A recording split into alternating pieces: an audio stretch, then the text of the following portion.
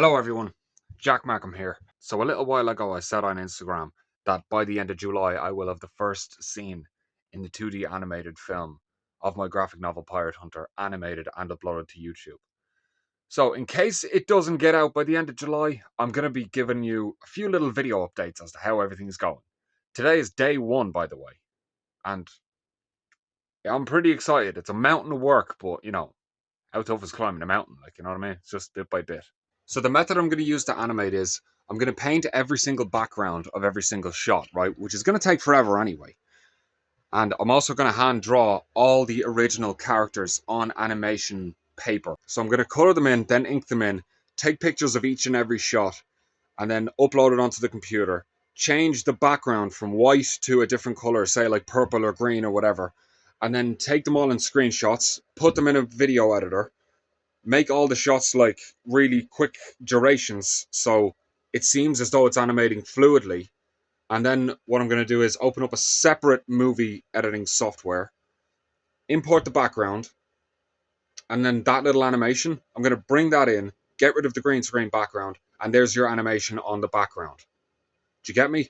So that's the method I've decided to use because I'm only one person doing this, and I know this is going to take a very, very long time. So if I start messing around with cells and all this stuff and trying to figure out how to paint which cell, each and every cell or whatever, like what I'm trying to say is I'm much quicker if I'm drawing it in a comic book art style on A4 paper than I am painting it onto cells. So that's what I'm going to do. I don't know if anyone's done this before. I don't know if it's a method that people out there use, like animators out there use. But it's what I'm going to do anyway. So that's how I'm going to animate it.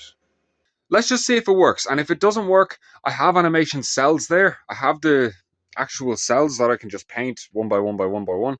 I have like 10,000 buckets of paint.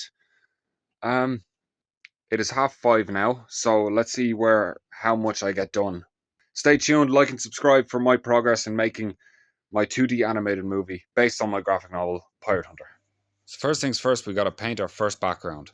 It's going to be nighttime, so we're doing all black and we're going to do some stars. And the bottom half of these two A3 pages that are taped together is also taped over because that's where the sea is going to be. It's important to stay in continuity with the book as well. So we're going to check the moon cycle of when he was going into the cave. Oh my god. I just spotted a massive continuity error in my own book. 22-year-old Jack should have been paying more attention.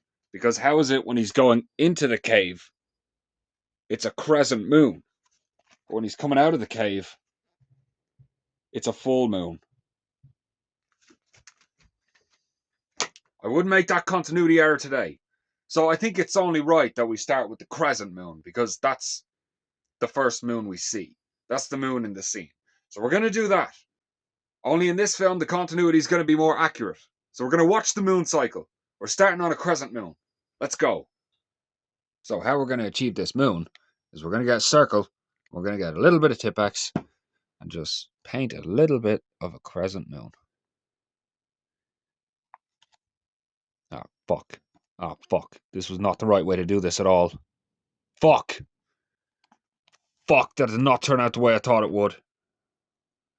Note to self, don't use watery Tipp-Ex on pieces of geometry because the water leaks underneath it. Lesson learned. This wonderful little heater here is called Jamal. And he's called Jamal because he comes from the brand JML. Get it?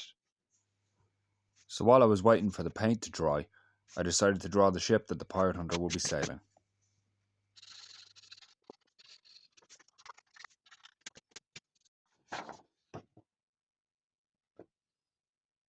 Come on, Jamal. Hurry up and dry. And while we're waiting for Jamal to dry the moon, might as well start working on the next animated shot.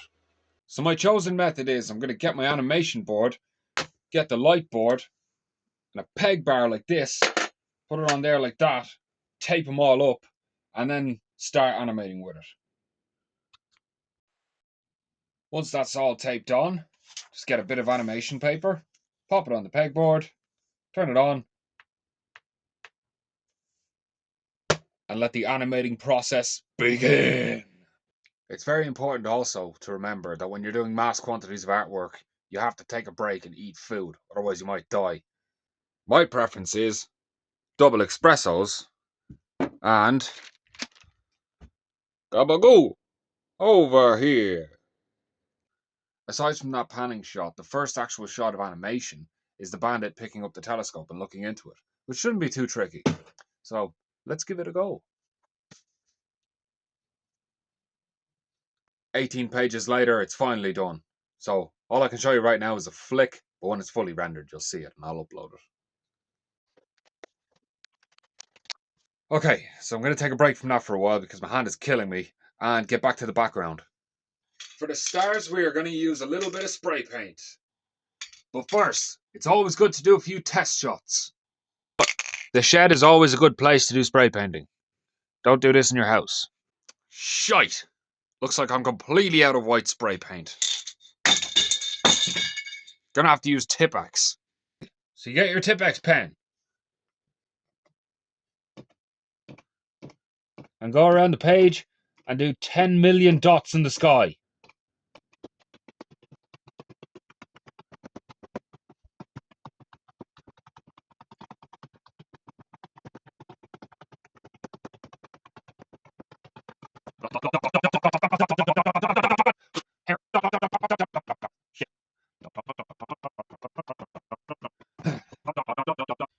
God almighty, how many dots do you need? More towards the top, I think, because space is up, not down. And now I think it's finally time to take off the lower part that's covering the ocean.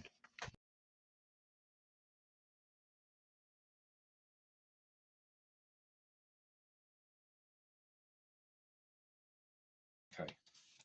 Now I guess I can just rip this. So for the ocean, I'm going to mix a bit of blue and a bit of black because it's nighttime and the waves themselves are going to be animated. So let's get a nice deep blue for the ocean, for the deep blue sea.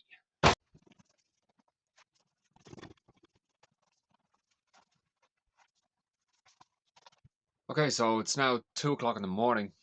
I started at 5:30 this evening before dinner time. And I've inked in all the cells for this little animation I'm about to do.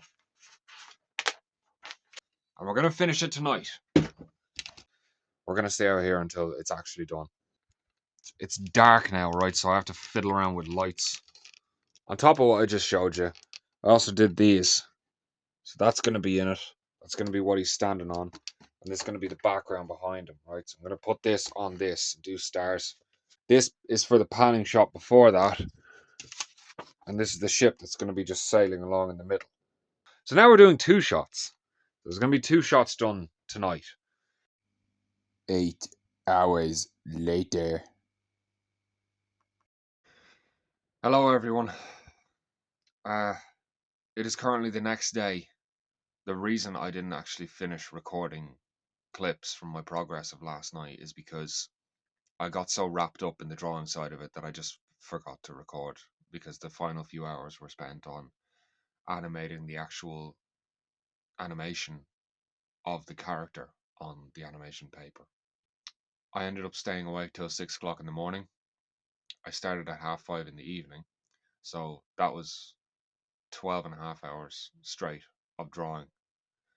And it resulted in my hand being so cramped up that I felt like it was broken when I woke up this morning. So I've had to put on this wrist support thingy that I had in the press. Because the reason I was up so late is because midway through I was like, you know, I reckon I could do 2 shots tonight rather than just one. These creative decisions, man, sometimes they'll cripple you. Literally. So don't be stupid. If you're animating your own film by yourself, do it 1 shot at a time, 1 shot a session. Okay? Note to self. This is a massive learning experience. Now, this is only day 1 of me animating this movie. I still think I can do it and I still think I can pull it off. I'm just getting over the kind of difficult part, which is creating the backgrounds and things like this. But once the character animations are done, see what people I don't think realize is a lot of character animations can be reused. So it's just backgrounds really that's going to take a very, very long time to do. I really don't think the character animations would take that long. I'm not even sure if I advise this yet because it's fucking challenging. You need a stomach for it. But anyway, it's time we got on with it. So the next thing I decided to do was to ink in every single sheet of the animation paper. I need to paint an island with a cave in it and then put a telescope over it. Oh my god, animation takes so fucking long. No wonder these Pixar films take like 10 years to make. You know, there's like 10, 15 years between the Toy Story films. It's no bloody wonder. So I just noticed that in my delusional, sleep deprived state last night, I actually drew the exact same picture twice. It's the exact same one, only I drew it twice because I just didn't notice for some bizarre reason. So it's a bit odd. But look, maybe I'll put it on eBay when the film comes out. Might be worth a few quid. So once I had everything finished, it was time to put everything that I had drawn and everything that I had painted all together to make the final animation. The final animation is in landscape orientation, unlike this video which is in portrait orientation, so I've attached a link in the description where you can watch it. Thank you for watching this behind the scenes video of my animation process. Please subscribe to follow my progress in making this 2D animated movie. Thank you very much for watching. Best of luck.